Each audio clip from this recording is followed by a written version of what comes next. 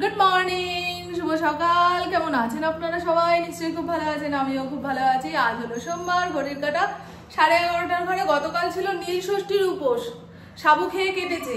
তাপের জিনিস খাওয়া যাবে না সেই কারণে। আর আমি 2 চামচের বেশি সাবু খেতে পারিনি, তাই ধরে নিতে পারেন আমি কাল থেকে না খাওয়া। আর এখন সকালের কাজকর্ম সারার পরে হাত পা দিচ্ছে ছেড়ে, তাই সকাল সকাল ভাতের হাঁড়িতে ভাত বসিয়ে দিয়েছি। এত বড় হাঁড়িতে করে ভাত বসিয়েছি, দেখলে অবাক হয়ে যাবেন। দাঁড়ান দেখাচ্ছি। তার আগে বলি, ওই গরম ভাত, আলু সেদ্ধ আর যা কিছু ভাজাভাজি করার দরকার সেই দিয়ে 1 মুঠ ভাত খাই। তারপরের কাজগুলো পরে দেখা যাবে। আগামীকাল তো পয়লা বৈশাখ, তা কালকে সকালবেলায় উঠে বাজার পাটে যেতে পারবে না। আজকে মাছ এনে দিয়েছে। আর চৈত্র সংক্রান্তি মানে আজকের দিনে আমাদের ঘরে কোনো আমিষ জিনিস চলবে না, রান্না হবে না। এটা আমাদের নিয়ম। অনেকের তো আবার নিয়ম রয়েছে পাচনের, তাই না? আমার বড় ননদের বাড়িতে পাচন হবে। বউকে বললাম আমি এখন 1 মুঠ ভাত খাবো, তুই কি আমার সঙ্গে খাবি? বলছে না। আর অনেক দিন যাবত জানেন এই সকালের দিকে গরম ভাত খাওয়া হয় না। পুপু ইন্দ্রকে মাঝে মধ্যে দিই, কিন্তু আমি ওই সকালের দিকে খেলে দুপুরে খেতে পারবো না, এই কারণে আর খাই না। কিন্তু সকালের এই ভাতটার প্রতি আলাদাই একটা না। সারাদিনে যতই মন্ডা মিঠা খাই না কেন, আমি তো ভেতো বাঙালি ভাই। কালকে আমার এত ভাতের নেশা উঠেছে বলে বোঝাতে পারবো না। আমার কোনো দিন এরকম হয় না। তাই আমার বাবা মাঝে মধ্যে বলতো, ওই যে সবাই যখন বলে যে ঠাকুর কি বলেছে নাকি উপোস কাপোস করে পুজো দিতে, তা আমার বাবা একটা যুক্তি দিত, উপোস করলে খাবারের গুরুত্ব বোঝা যায়। মানুষ যখন খালি পেটে থাকবে তখন সে বুঝবে এই খাবারটা জোগাড় করতে কতটা কষ্ট হয়, কিংবা খাবার নষ্ট করব না, ফেলবো না। আমার বাবা এই কথাটা খুব বলতো। তাই উপোস করা মাঝে মধ্যে খুব জরুরি, শরীরের জন্যই বলুন, খাবারের গুরুত্ব বোঝার জন্যই বলুন। সে যাই হোক, আমার বাবা মানুষটা কোন জগতে চলে গেছে, কিন্তু ওই ছোট ছোট কথাগুলো বলে গেছে, সেগুলো এখন ভাবি আর মনে হয় না বাবা। আমার বাবা অল্প পড়াশোনা জানলে কি হবে, কিন্তু গুরুত্বপূর্ণ কথা বলতো। চলুন, হ্যাঁ, বক ফুলের বড়া ভাজবো।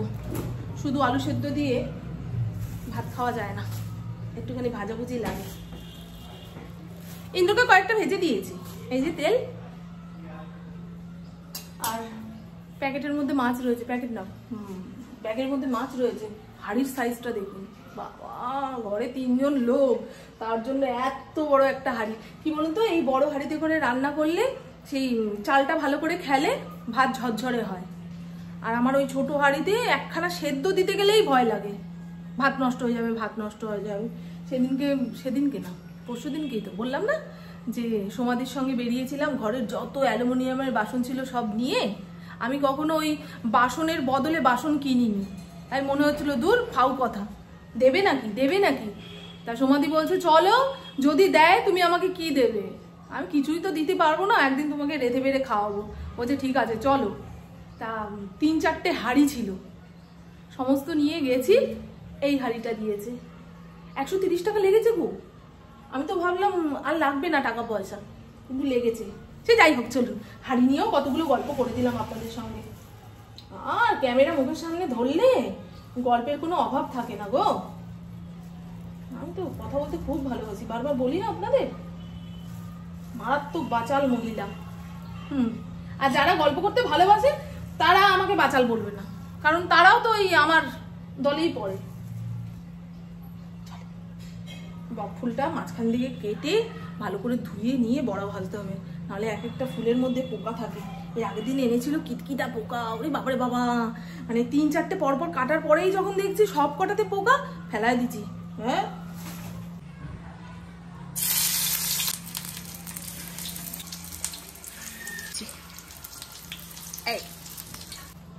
এই দেখুন, আলু সেদ্ধ, বক ফুলের বড়া, বাটার, একটা কাঁচা লঙ্কা। বেশ অনেক দিন পর এরকম সাজিয়ে গুজিয়ে গরম ভাতের থালা নিয়ে বসছি সকালের দিকে।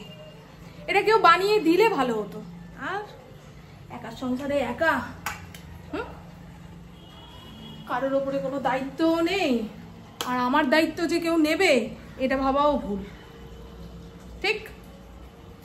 জলের বোতলটা নিয়ে বসি। ফুপু স্নানে গেছে, ওকে অনেকবার জিজ্ঞাসা করেছিলাম, মা খাবি, মা খাবি? না খাবো না। আমার পুপুর পেটের খোল এইটুকু, ওর মোটে খিদা পায় না।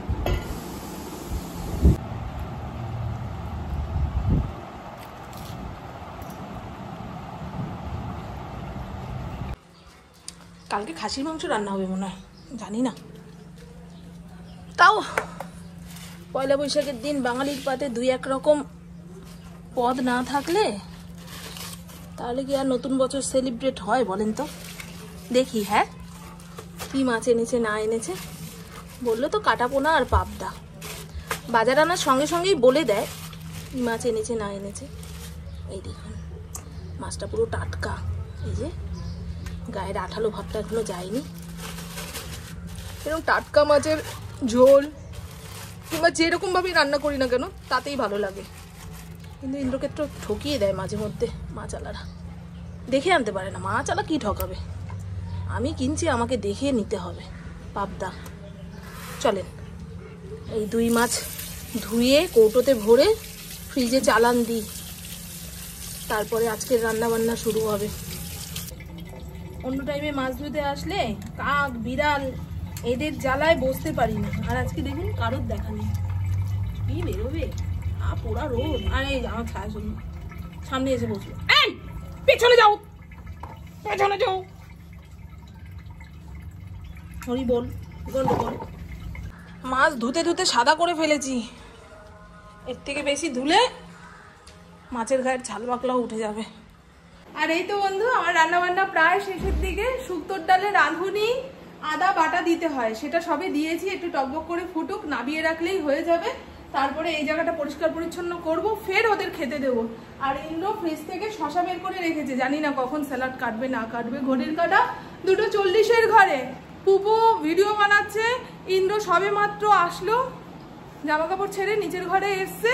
তা আমি বললাম আজ বিকেলবেলায় তোমার মায়ের সঙ্গে দেখা করতে যাব। আবার আজকে আমি যখনই আমার হস্তিনাপুরের বাড়িতে যাওয়ার কথা বলি তখনই ওর মুখটা এরকম হয়ে যায়। জানি না আমি গেলে কোন গোপন তথ্য ফাঁস হয়ে যাবে না যাবে। আর আপনারা অনেকেই বলেন যে আমি শ্বশুর বাড়িতে যাই না, শাশুড়ির সঙ্গে দেখা করি না। হ্যাঁ, এই যে এই লোকটা আমাকে নিয়ে যেতে চায় না।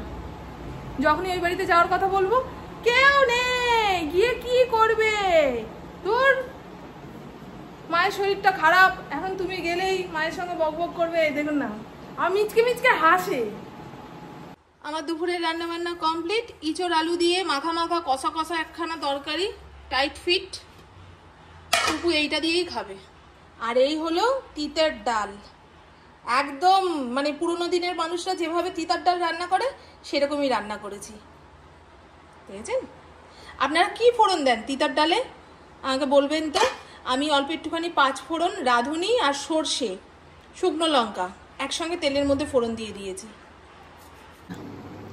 গুড ইভিনিং, এখন সময় সন্ধে 6:45। সাজুগুজু করে রেডি হয়ে নিয়েছি, যাবো শাশুড়ি মায়ের সঙ্গে দেখা করতে। বড় ননদের বাড়িতে রয়েছে শাশুড়ি মা। ওই পয়লা বৈশাখ উপলক্ষে যে 2টো নাইটি কেটে ছেটে রেডি করে রেখে দিয়েছি সেটা এখনো দিয়ে আসতে পারিনি। তা আগামীকাল পয়লা বৈশাখ, আজকে যদি না দিয়ে আসি তাহলে কালকে উনি পরবে কি, মানে পরার অনেক কিছুই রয়েছে, নতুন একটা জিনিস। সে যাই হোক, পুপু রেডি হয়ে নিয়েছে, রেডি হয়নি, রেডি হতে শুরু করেছে। ইন্দ্রকেও ঠেলা ধাক্কা দিয়ে ওপরের ঘরে পাঠালাম। আমার মায়ের নাইটিটাও নিয়ে নিয়েছি, সূর্য দেবতার গেঞ্জি নিয়ে নিয়েছি। যদি শাশুড়ি মায়ের সঙ্গে কথোপকথন তাড়াতাড়ি সেরে ফেলতে পারি তাহলে আমাদের বাড়িতে যাব, ওগুলো দিয়ে আসবো। বলতে পেরেছি? এক নিঃশ্বাসে সব বলে দিলাম। এই পাখাটা চললে না খালি মনের মধ্যে একটাই কথা কাজ করে, আমার কথা আমার বন্ধুরা শুনতে পাচ্ছে না। এই স্যাঁ স্যাঁ সৌ সৌতে সব কথা উড়ে যাচ্ছে, পেটটা ভার হয়ে রইল গো। আর দুপুরে যা রান্নাবাড়ি করেছিলাম সেই দিয়েই রাত চলে যাবে। বেশি করে ভাত রান্না করেছিলাম, অনেক সকাল সকাল ভাতটা করেছি তো এখন চিন্তা হচ্ছে 9টা 9:30টার মধ্যে খেয়ে নিতে না পারলে ভেতরটা ঘেমে যাবে। একটু সরু চালের ভাত দেখবেন তাড়াতাড়ি নষ্ট হয়ে যায়।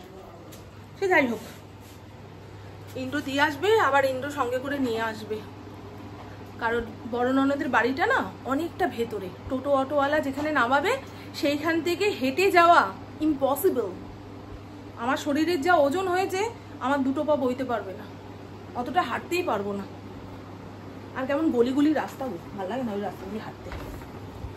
আমার আবার অনেক কিছুর ইয়ে রয়েছে, হাঁটার জন্য রাস্তা ভালো হতে হবে, একটুখানি লোকজন হতে হবে, আবার অতি লোকজনের মধ্যে দিয়ে আমি হাঁটতে পারবো না, গাড়ি ঘোড়ার মাঝখান দিয়ে চলতে পারবো না। এই এত রকম সমস্যা থাকলে আমার কি আর হাঁটা চলা হবে? আমাকে একটুখানি দিয়ে দে মা, স্প্রে দিয়ে দে। পেটটা ফুলে রয়েছে গো, 3 বার জোয়ান খেলাম, তাতেও কোনো কাজ হচ্ছে না। খাই দাই শুয়ে থাকি, ওদিকে আর হজম শক্তি বাড়বে? চলো না, ভালো লাগছে আমাকে। এই কুর্তিটা পরলে না নিজেকে জেবরা জেবরা লাগে। ওইটা পরেছিলাম স্টুডিও থেকে, এই কুর্তিটা যখন কিনেছি তখন ঠিকঠাক, এখন 2 একবার ধোয়ার পরে গায়ে দিয়েছি, দেখি কতটা ছোট হয়ে গেছে। এত ছোট কুর্তি আমি পরতে পারি না, আরো মোটা মোটা লাগে। মা এপাশে ভালো লাগছে না, এপাশে ভালো লাগছে আমাকে।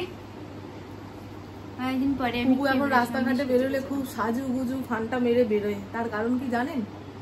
কোনো প্রডিউসার যদি ওকে দেখে ফেলে, তাহলে যদি একটা চান্স দেয় না, সিরিয়ালে চান্স।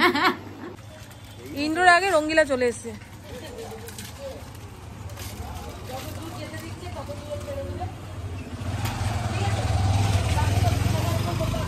এই ওদের দোকানের সামনে দিলে কেন?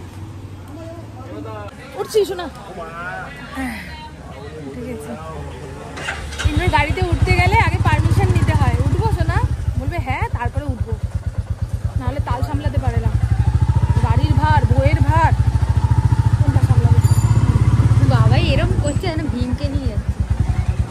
ভীমের থেকেও বড় কিছু হবে, হিড়িম্বা। হিড়িম্বা আমরা সিমলায় দেখেছিলাম না, হিড়িম্বার বাড়ি কি সুন্দর জানিস?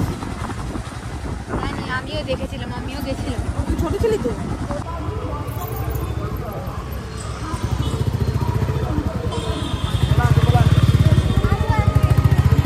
কি কথা, আমি এতটা হাঁটবো নাকি? দেখো তো গাড়ি নিয়ে কত দূরে চলে যায়। আমি তো আধা রাস্তা হেঁটে হেঁটেই যাই গো ওদের সঙ্গে। একবার ওষুধ নেয়, বলে হেঁটে আসো এতটা, পেট্রোল নেয়, হেঁটে আসো এতটা। সোনামণি বেরো, আমি তাড়াই আছি। ইন্দ্রদা দাঁড়িয়ে রয়েছে। হ্যাঁ না, ওই শাশুড়ি মায়ের সঙ্গে দেখা করতে যাবো। এই নাও, এই দুটো তোমার নাইটি।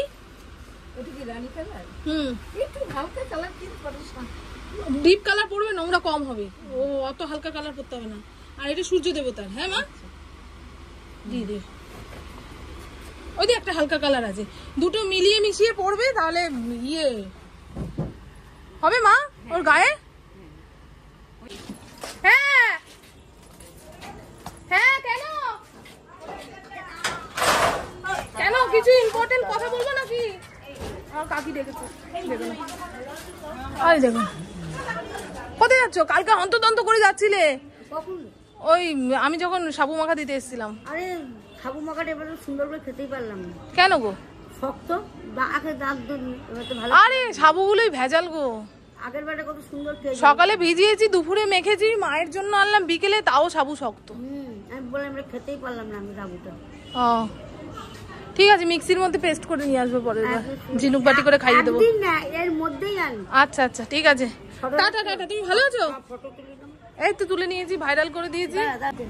এই দেখুন আমাদের বেদনা এখন যাবে, কোথায় যাবে এখন? এখন যাবো পুলিশ ফাইল, সিআইডি দেখতে। উনি সিআইডি দেখতে খুব ভালোবাসে, তাই না? হ্যাঁ ভালো গো। এদিক ওদিক কুটকাচালি না করে। হ্যাঁ মা দিয়েছি, এটা ধর। উঠলাম রে বাবু, চল। হরে কৃষ্ণ হরে কৃষ্ণ।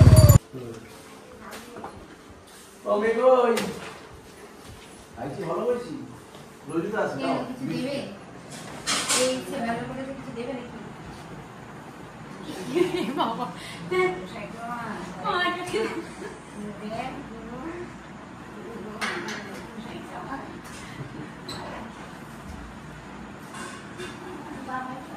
হ্যাঁ ঠিক আছে।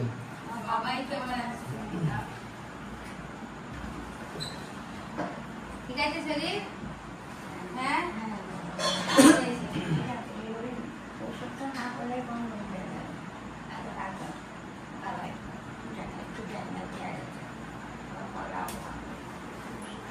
ঠিক আছে দাও দেখি।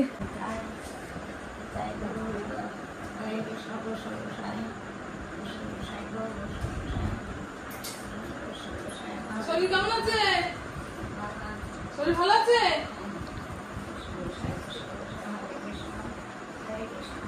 জোর করে আশীর্বাদ নিয়ে হবে তুমি।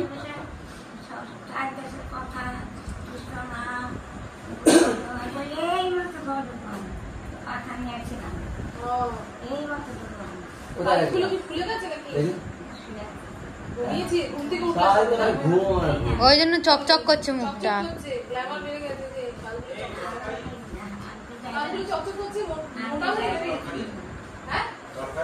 কি তরকারি?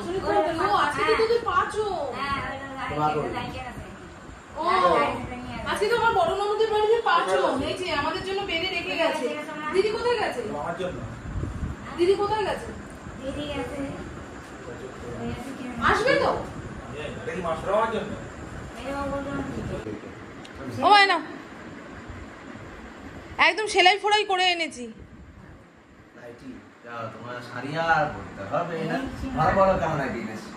ছোট ননদ ভিডিও কলে রয়েছে। কালকে করেছিল নীল পুজো, কালকে মেজি মা ফোন করেছিল। হ্যাঁ দেখি আমার শাশুড়ি মায়ের কথাগুলো শোনাই।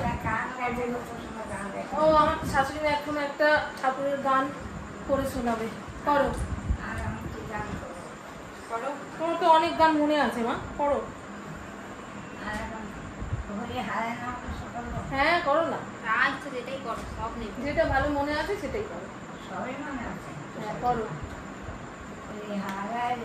কৃষ্ণ যাদবাই নমঃ যাদবাই মাধবাই কেশবাই নমঃ গোপাল গোবিন্দ নাম ছিল দুশোদন গিরিধারী গোপীনাথ মদন মোহন। আরো আছে, আরো আছে। আমার মায়ের সমস্ত ঠাকুরের গান একটু একটু করে মনে আছে না? একটু না, ভালোই তো মনে আছে। খিচি অফ তেল মোরগ বোন পঞ্চদে গৃহখানা। খিচি মানে মাটি, অফ মানে জল, তেল মানে আগুন, মোরগ মানে বাতাস, বোন মানে আকাশ। এই পঞ্চভূতের তেল।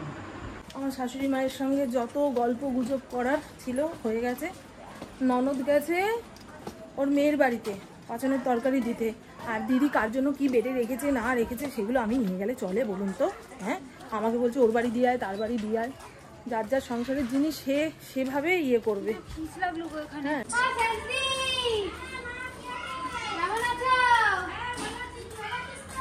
শেষ দিদির ঘর দুয়ার ভেঙেছে তো, সিঁড়ি হচ্ছে, শেষ দিদির ওপরে ঘর হবে।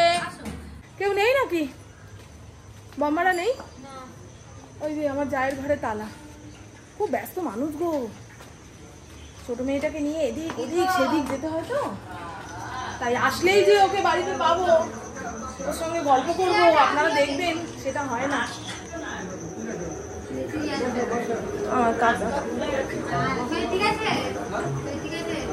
আমার কাকা হাতে বানিয়েছে, দেখুন কত সুন্দর জিনিস। কাকা এদিকে নিয়ে আসো একটু, যা গুণী মানুষ না আমার কাকা। এই দেখুন বোট কাটার যে, এই দেখুন কি সুন্দর কাকা বানিয়েছো, দারুন দারুন। দেখ কাকা তুমি কিন্তু অনলাইনে এগুলো বিক্রি করে প্রচুর রোজগার করতে পারো, কিন্তু কেন দরকার নেই? তুমি খাটছো, তুমি বিক্রি করো।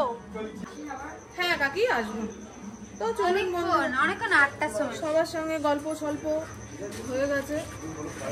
কম্পার এখনো নেই। এই যে তোমার বাড়িতে গেছিলাম, তুমি ছিলে না। হ্যাঁ আমি দোকানে ওই যে দাঁড়িয়ে বিস্কুট দিচ্ছিলাম, আমার দেরি হয়ে গেছে।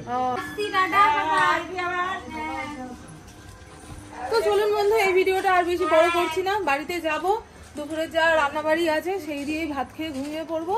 তাই আমার বকবক আজকের মতন এইটুকুই। আপনারা সবাই খুব খুব খুব ভালো থাকবেন, নিজে শরীরে খেয়াল রাখবেন, সুস্থ থাকবেন, আর অল টাইম স্মাইল করতে হবে। খুব ভালো থাকবেন।